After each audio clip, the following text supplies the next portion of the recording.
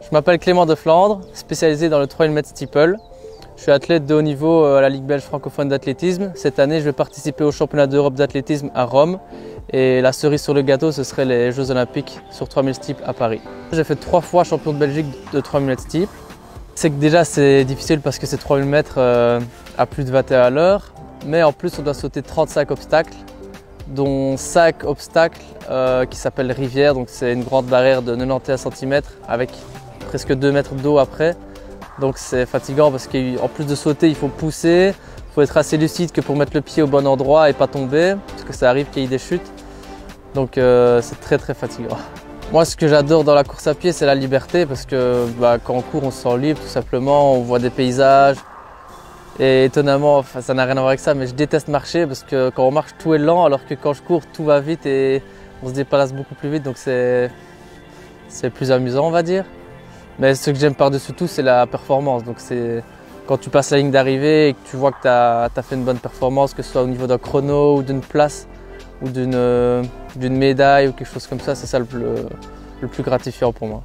Généralement, j'aime bien faire un stage ou 2 en altitude début de saison d'été. Donc là, par exemple, je viens d'aller au Kenya. J'enchaîne avec un stage à Fort-Romeu. Donc le Kenya, c'était à 2400 mètres d'altitude. Fort-Romeu, c'est à 1800 mètres. Et ensuite, il y a les compétitions qui viennent et là, normalement, il y a la surcompensation qui vient et l'état de forme qui est amélioré grâce à l'altitude. Sur une semaine, ça va généralement au maximum 13 entraînements. Donc il n'y a que le dimanche où on a long run le matin et repos l'après-midi. Sinon, tous les jours, c'est automatiquement 2 entraînements. Une semaine se compose, on va dire, de peut-être 10 fois course à pied, 2 fois musculation, et 2-3 fois spinning, donc c'est du vélo d'intérieur. J'ai toujours fait de l'athlétisme au club de Herve. J'ai fait mes premiers championnats d'Europe d'athlétisme. C'était en cross-country en U23. C'était les championnats d'Europe de cross à Tilburg. Et là, je crois qu'en tout, j'ai fait 7 fois les championnats d'Europe. À Rome, ce sera mes 7e ou 8e, quelque chose comme ça. En 2022, je voulais vraiment y aller, sauf que j'ai été blessé toute la saison.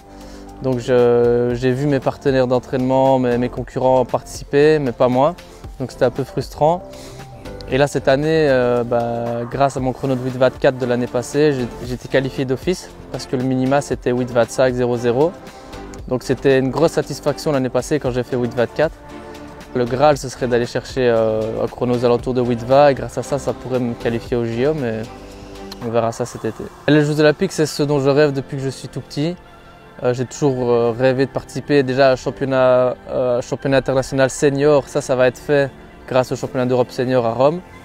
Ensuite, au-dessus de ça, il y a juste 2 choses. Il y a les championnats du monde et il y a les Jeux Olympiques. Ce serait une déception de ne pas y être. Maintenant, je sais que je vais donner mon maximum. Donc quoi qu'il arrive, tant que je fais mieux que la saison passée, ma saison sera réussie.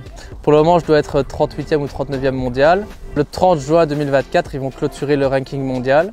Et là, dans le ranking mondial, pour ma discipline qui est le 3000 m steeple, ils vont prendre les 36 premiers.